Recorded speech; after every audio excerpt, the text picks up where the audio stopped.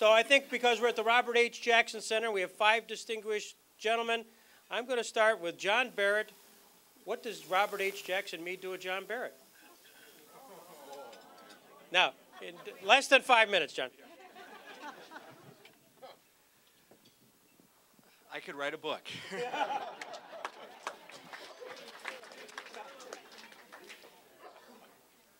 He is, underneath all the accomplishments, his resume, his writings, his legacy, his name, a person who was genuinely real, not just in the living, breathing sense, but in the regular, accessible, human friend and neighbor sense.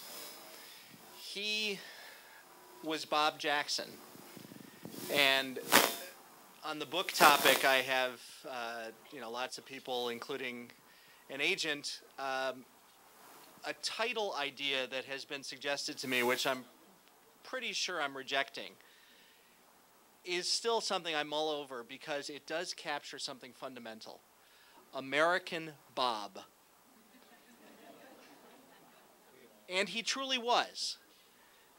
It's captured in so many facets of his life. I talked to high school students at the program that David and most of us participated in earlier this week.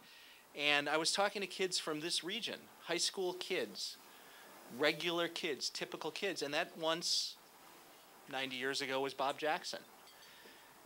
He's someone who didn't stand on ceremony or status or airs. He was a dandy dresser. He was a fancy guy, best dressed awards and so forth. But one of my favorite pictures of him is at a black tie event that turned into a costume party where he basically sheds everything until he's down to suspenders, boxer shorts, kind of a rib t-shirt. Today it's known by the ugly name wife beater, but you know the look, with socks and garters and wingtip shoes, and let his picture be taken in that attire as the Attorney General of the United States.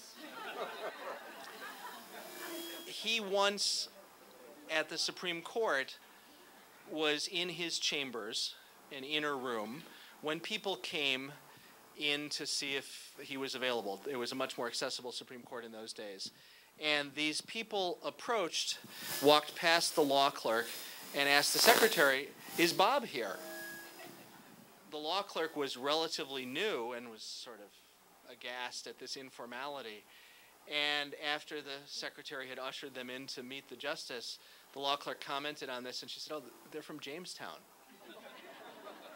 And I think part of the greatness of this man is that with all his greatness, he was still very much a guy who we would have enjoyed having dinner with this evening.